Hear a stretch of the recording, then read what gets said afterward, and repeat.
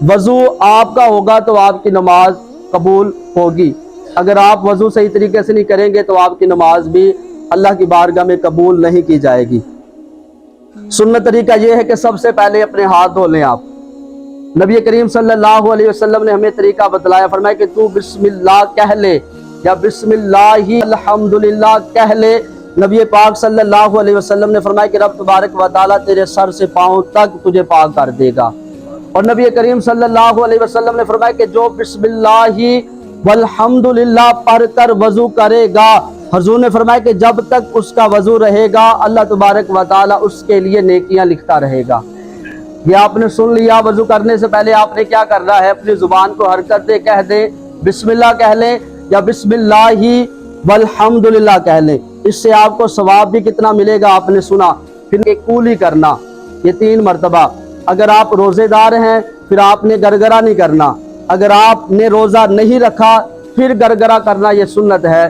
3 مرتبہ آپ نے کولی کرنی ہے۔ کولی کرنے کا صحیح طریقہ یہ ہے کہ آپ کی داروں کی جو کھڑکیاں ہیں ایک ایک حصے تک پانی جو ہے وہ صحیح طریقے کے ساتھ پہنچ جائے۔ اس کے بعد آپ نے 3 مرتبہ ناک میں پانی ڈالنا ہوگا۔ یاد رکھیے گا یہ سنت ہے اور سنت موقدہ ہے۔ جب آپ ناک میں پانی ڈالیں گے تو فرمایا کہ نرم ہڈی تک آپ کا پانی جو ہے وہ صحیح طریقے سے پہنچ جائے۔ اب یہ میرے نبی پاک صلی اللہ علیہ وسلم نے اس پر بھی فضیلت بیان کی۔ حضور نے فرمایا کہ جب تو کولی کرے گا، بولے سبحان اللہ، ادھر بندہ جو ہے طہارت کرنے کے لیے آ جاتا ہے، فرمایا کہ تو کولی کر، رب تبارک و تعالیٰ تیرے منہ کے سارے گناہوں کو مٹا دے گا۔ نبی کریم صلی اللہ علیہ وسلم کا یہ فرمان اپنے پیش نظر رکھیں۔ حضور نے فرمایا کہ تو پانی ڈال اپنی ناک میں اور ناک کو صاف کر، رب تبارک و تعالیٰ تیرے ناک کے گناہوں کو مٹا دے گا۔ پھر اس کے بعد آپ نے کیا کرنا ہے، اب ہیں وضو کے 4 فرض۔ سب سے پہلا جو فرض ہے آپ کا وہ ہے آپ کا چہرہ دھونا۔ اب یہ دیکھیں چہرے کی ابتدا کہاں سے ہوتی ہے۔ اب یہ طریقہ آپ دیکھ لیں کہ جہاں سے بال عموماً اگنا شروع ہوتے ہیں، یہاں سے لے کر، یہ دیکھ لیں آپ صحیح طریقے سے، جہاں سے بال آپ کے اگنا شروع ہوتے ہیں وہاں سے لے کر ٹھوڈی کے نیچے تک، لمبائی میں جہاں سے بال اگنا شروع ہوتے ہیں وہاں سے لے کر ٹھوڈی کے نیچے تک، چوڑائی کے اندر ایک کان کی لو سے لے کر دوسرے کان کی لو تک، یہ سارا چہرہ دھونا فرض ہے۔ سارا چہرہ دھونا کیا ہے، فرض ہے۔ یہ ہو گیا ہمارا پہلا فرض جو ہے۔ اس پر بھی میرے نبی پاک صلی اللہ علیہ وسلم نے فرمایا کہ جب تو پانی ہاتھ میں ڈالے گا اور اپنے چہرے کو دھوئے گا، نبی کریم صلی اللہ علیہ وسلم نے فرمایا کہ رب تبارک و تعالیٰ تیرے سارے چہرے کے گناہوں کو مٹا دے گا۔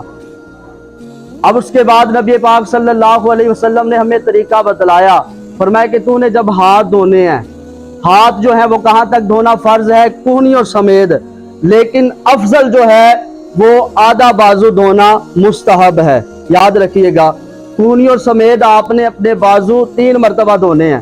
کونیوں سمیت دھونا فرض ہے لیکن تھوڑا بندہ آگے کر لے، آدھے بازو تک ہاتھ کو دھونا یہ افضل ہے۔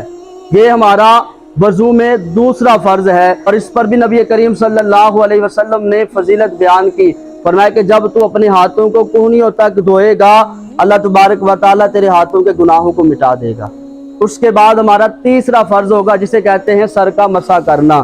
اگر آپ اس طرح بھی سر کا مسح کریں گے، پانی لیا، ہاتھوں کو تر کر لیا، گیلا کر لیا اور اس طرح بھی کر لیا تو اس طرح بھی آپ کا مسح ہو جائے گا، کیونکہ احناف کے نزدیک چوتھائی سر کا مسح کرنا کیا ہے، فرض ہے۔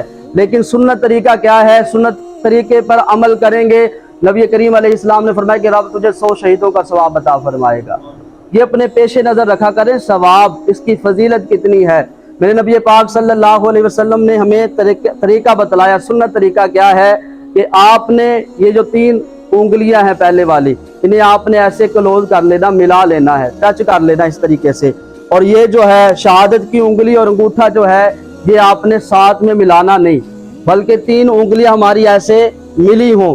اس پر آپ نے کیا کرنا ہے کہ جہاں سے بال اگنا شروع ہوتے ہیں اس طریقے سے ایسے آپ پیچھے لے کر جائیں، پیچھے اینڈ تک جہاں تک ہمارے بال ہیں وہاں تک آپ نے اس طرح سے مسح کرنا ہے۔ اس کے بعد آپ نے یہ جو ہتھیلیاں ہیں یہ آپ نے مس نہیں کرنی، بلکہ اس کے بعد جب آپ یہاں تک لے کر آئیں گے پھر آپ نے ایسے کر لینا ہے۔ اب ہتھیلی کو مس کرتے ہوئے ایسے اس طریقے سے لا کر بالکل ساتھ آپ نے ملا دینا ہے، یہ ہے سنت طریقہ۔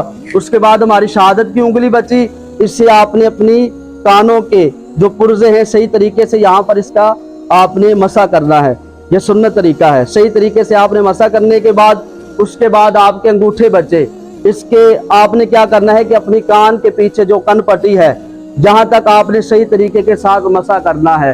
اس پر بھی نبی کریم صلی اللہ علیہ وسلم نے فضیلت بیان کی، فرمایا کہ جب تو اپنے سر کا مسح کرے گا اللہ تبارک و تعالیٰ تیرے سر کے سارے گناہوں کو مٹا دے گا۔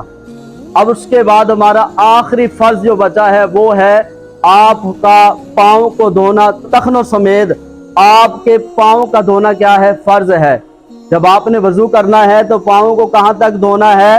ٹخنوں سمیت۔